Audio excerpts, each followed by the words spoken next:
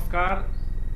आज हम फिर हाजिर हैं मनीष भारती के साथ। और पिछली बार जब हम चर्चा कर रहे थे तो मनीष भारती ने सवाल उठाए थे सरकार की उन नीतियों पर जिनको सरकार ने बताया है कि वो किसानों की ज़िंदगी बदलने वाली हैं और किसानों के हक में हैं। मनीष भारती इस बात से सहमत नहीं हैं।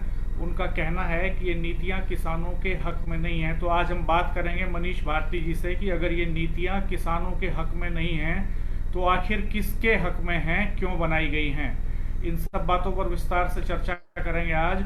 मनीष भारती जी, आपका स्वागत है। नमस्कार मनीष नमस्कार भारती जी। डॉक्टर साहब, बहुत बहुत शुक्रिया। और जी। मनीष भारती जी, जैसा कि हमने पता है कि मनीष भारती जी खुद किसान हैं, खुद खेती करते हैं, प्रगतिशील ढंग से खेती करते हैं, ऑर्गेनिक फार्मिंग कर रहे हैं, डेयरी चलाते हैं और अर्जक संघ की युवा मानववादी सभा के वो राष्ट्रीय संयोजक भी हैं। यानी किसानों के मुद्दों पर वो काम भी कर रहे हैं ज़मीन पर। तो उनका अनुभव बहुत ही बड़ा है इस मामले में और ज़मीनी अनुभव है, किसान के तौर पर अनुभव है। तो मनीष जी, आप क्या देखते हैं, ये नीतियां आपने कहा कि किसानों के हक में नहीं है, तो फिर किसके हक में है? डॉक्टर साहब देखिए, इसको ये विषय जो है ये बहुत गंभीर और बहुत बड़ा विषय है।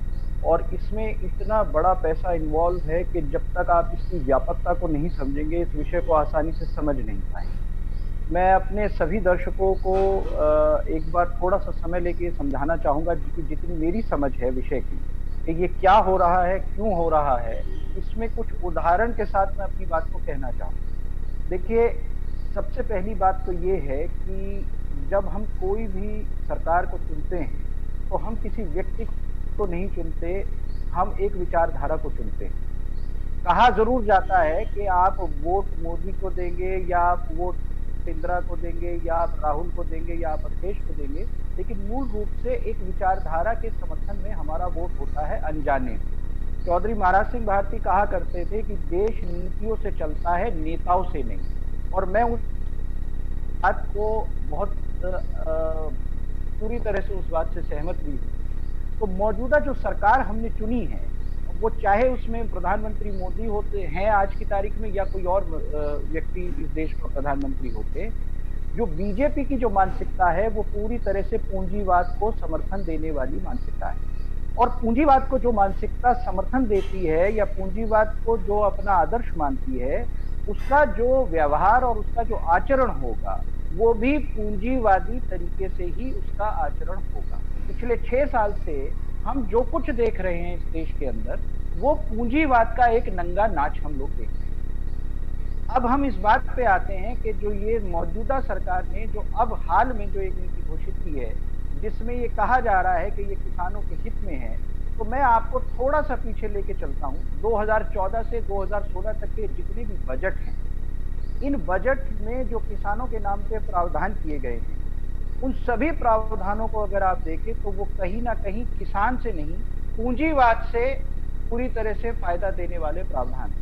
चाहे वो हवाई जहाज से कृषि उत्पादों को इधर से उधर ले जाने की व्यवस्था हो, चाहे वो ट्रेनों के अंदर वातानुकूलित कमरों के द्वारा चीजों को पूरे देश भर में फैलाने का नेटवर्क हो, चाहे इस तरह के जितनी भी चीजें सरकार ने अभी तक अपने अलग अलग बजट में की है, 4-5 जो बजट 6 बजट जो सरकार ने पेश किए हैं, उन सभी बजट के केंद्र में एक पूंजीवाद को में रख के नीति बनाई गई है और ढोल और नगाड़े बजाए गए हैं किसान के नाम। अब हम मौजूदा परिस्थिति में आते हैं कि जो सरकार ये कह रही है कि एपीएमसी एक्ट हम खत्म कर रहे हैं, बाजार को पूरी तरह से खोल रहे हैं और किसान, भारत का किसान अब अपना जो उत्पाद है वो पूरे देश में कहीं पे भी बेच सकता है, ये हमसे कहा जा रहा है। उसके साथ ही साथ ये भी बताया जा रहा है कि कॉन्ट्रैक्ट फार्मिंग को हम इसमें लीगलाइज करते हैं और अब जो उद्योगपति हैं, जो पूंजीपति हैं, उनके साथ किसानों के सीधे अनुबंध होंगे और जिससे किसानों को बहुत बड़ा लाभ होने वाला है। डॉक्टर साहब, हमें ये समझना पड़ेगा कि आज की जो मौजूदा अर्थव्यवस्था के जो मॉडल हैं पूरी दुनिया में, वो मॉडल किस तरीके से काम कर रहे हैं, उन मॉडल्स में किसान कहाँ फिट होता है और पूंजीपति कहाँ फिट होता है। 2 उदाहरण मैं इसमें अपनी बात को आगे ले जाके कहना चाहूंगा। पहला उदाहरण है एयरबीएनबी। एक ऐसा पोर्टल है, एक ऐसा कॉन्सेप्ट है जो वर्चुअल कॉन्सेप्ट है, जो जमीन पे कहीं नहीं है, उसका कोई होटल नहीं है, उसकी कोई प्रॉपर्टी नहीं है, लेकिन आज वो दुनिया की सबसे बड़ी टूरिज्म होटल इंडस्ट्री के तौर पे उभर के आई है। उसी तरीके से एक दूसरा उदाहरण है जिसको हम कहते हैं ओला उबर, जिनकी कोई पर्सनल गाड़ियां नहीं है, लेकिन उन्होंने एक प्लेटफॉर्म तैयार किया, डिजिटल जो क्रांति है इसका इस्तेमाल किया, आपके और मेरे मोबाइल में एक एप्लीकेशन पहुंचाया, और आज वो दुनिया की सबसे बड़ी कंपनीज में से है। ओला है, उबर है, ये बहुत बड़ा अरबों खरबों रुपए का व्यापार पूरे दुनिया में कर रहे हैं। यही जो मॉडल है, इसी मॉडल को हमने देखा कि किस तरीके से जोमेटो और स्विगी जैसी कंपनीज ने हमारे खाने पीने के जो बिजनेस है, जो व्यवहार है, उसके अंदर उसकी एंट्री कैसे हुई। ये एक एक करके हुआ, ऐसा नहीं कि एक झटके में सारा का सारा व्यापार उस मॉडल पे चला गया। एक एक करके पहले एक मॉडल आया, वो सक्सेसफुल हुआ, फिर दूसरा मॉडल आया, वो सक्सेसफुल हुआ। तो इस तरीके से अलग अलग इंडस्ट्री में ये मॉडल घुसता जा रहा है। जोमेटो की जब हम बात करते हैं डॉक्टर साहब, तो हमें ये देखना पड़ेगा कि जो कंज्यूमर बिहेवियर है वो क्या होता है, एक उपभोक्ता का जो एक एक व्यवहार है, किस तरीके का व्यवहार होता है।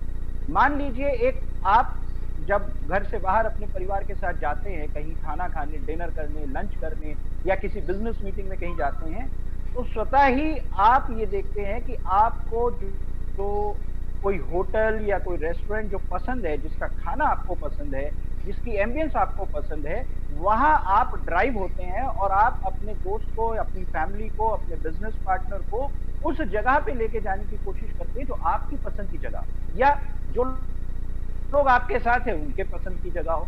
लेकिन पर्सनल जो चॉइस है वो मैटर करती है ऐसे में, और टेस्ट मैटर करता है। अब ये एक बहुत बड़ा चैलेंज था स्विगी और जोमेटो जैसी कंपनीज को। तो उन्होंने सबसे पहले आपसे ये कहा, मैं मिसाल के तौर पे कहता हूं कि कोई ए नाम का कोई रेस्टोरेंट है जिसका कढ़ाई पनीर आपको बहुत पसंद है, और आप अक्सर उस कढ़ाई पनीर के टेस्ट की वजह से ए रेस्टोरेंट में जाया करते हैं। जोमेटो ने आपसे कहा, या जोमेटो है या स्विगी है या कोई भी जो जो फूड प्रोसेसिंग कंपनी है, मैं किसी कंपनी को पर्टिकुलरली नाम नहीं लेना चाहूंगा यहाँ पे, लेकिन एक फूड कंपनी जो आपके मोबाइल पे एप्लीकेशन के द्वारा सर्विसेज दे रही है, उस कंपनी ने आपसे कहा कि साहब आप जो शाही पनीर है वो अपने ए रेस्टोरेंट का घर पे मंगा सकते हैं, और साथ ही साथ आपको फ्री होम में डिलीवरी दूंगा, और आपको इसमें मैं डिस्काउंट भी दूंगा। आपको लगा यार ये तो बड़ी अच्छी स्कीम आ गई है, और मैं घर बैठे अपने घर में अपने परिवार के साथ यहीं पे वो स्वाद ले लूंगा जो मैं ए रेस्टोरेंट में जाके लेता था। नतीजा ये निकला कि आपका जो एक बॉन्ड था उस रेस्टोरेंट के साथ, वो बॉन्ड टूट गया। धीरे धीरे आप स्विगी और जोमेटो जैसी जो जो सर्विस प्रोवाइडर कंपनीज हैं, इन कंपनीज के ऊपर आप डिपेंडेंट होने लगे। जब आप उस ऑर्डर पे, जब आप उस ऐप के साथ बहुत अच्छे तरीके से आ गए, तो अगला नाकाम ये हुआ कि उस कंपनी ने आपको ये बताना शुरू करा कि किस तरीके से जो दूसरे रेस्टोरेंट है, बी, सी और डी रेस्टोरेंट है, उनमें किस तरीके से रेटिंग आ रही है, और अगर आप बी रेस्टोरेंट का आप शाही पनीर मंगाएंगे तो वो उसकी रेटिंग ए वाले रेस्टोरेंट से 2 पॉइंट ज्यादा है, 1 पॉइंट ज्यादा है। और क्योंकि आपका जो एक पर्सनल बॉन्डिंग ए रेस्टोरेंट से था वो खत्म हो गया है, इसलिए आप बी रेस्टोरेंट का माल मंगाने लगे और वहां से आप अपने ऑर्डर प्लेस करने लगे। यानी कि आपका जो कंज्यूमर बिहेवियर है वो एप्लीकेशन द्वारा वो कंट्रोल किया जाने लगा, और आपको धीरे धीरे एक तरफ भेजा जाने लगा। जो ए रेस्टोरेंट के मालिक हैं, वो ए रेस्टोरेंट के जो मालिक हैं, उन लोगों को भी पहले तो ये बताया गया कि आपका बिजनेस हमारे साथ जुड़ के कैसे बढ़ेगा, और जब उनका बिजनेस धीरे धीरे बढ़ने लगा और बाकी रेस्टोरेंट भी जुड़ने लगे तो उनका बिजनेस गिरा।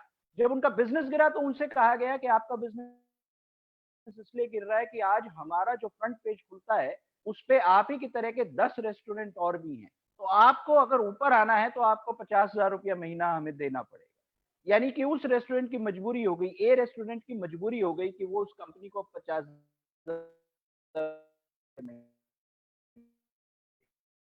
फिर उसको क्या, डिलीवरी के खर्च, आपको डिलीवरी का खर्च और सरचार्ज भी देना पड़ेगा। तो जो रेस्टोरेंट का मालिक पहले उसके व्यापार बढ़ा, फिर उसका खर्चा बढ़ा, और फिर उसका और खर्चा बढ़ा और उसकी सेल खत्म हो गई, उसका जो कस्टमर है उससे कनेक्ट टूट गया। इसी तरीके से जो दूसरी तरफ जो फूड जो सर्विस प्रोवाइडर कंपनी है, उस कंपनी ने एक बहुत बड़ा डेटा इकट्ठा कर लिया कि जैसे मान लीजिए मैं मेरठ की बात करूं, तो 1 साल के व्यापार के बाद आज उसे पता है कि मेरठ में कितने कुंटल बिरयानी का इस्तेमाल होता है, कितने कुंटल जो है वो शाही पनीर बेचा जाता है, कितने कुंटल जो है वो कढ़ाई पनीर बेचा जाता है, दाल मखनी कितनी बनाई जाती है। एक पूरा डेटा कंज्यूमर बिहेवियर आज उस कंपनी के पास है। हर आदमी का बिहेवियर उसको मालूम है कि एक आदमी एक महीने में एवरेज कितना ऑर्डर दे रहा है, और उसको कैलकुलेट करने के बाद उन कंपनीज ने अब धीरे-धीरे एक नया कॉन्सेप्ट शुरू किया है कि उन्होंने लोगों को हायर किया, उनकी ज़मीनें ली, उनके उनके वर्कशॉप्स लिए और उनसे कहा कि भाई अब आपको कुछ नहीं करना है, आदमी भी हमारा है, रेसिपी भी हमारी है, ऑर्डर्स भी हमारे आएंगे, डिलीवरी भी हम करेंगे, आप तो सिर्फ हमें पैसा इन्वेस्ट कीजिए हमारे साथ और हम एक पर्टिकुलर रिटर्न आपको देंगे। और आज उसको हम सैटेलाइट किचन के नाम से जानते हैं।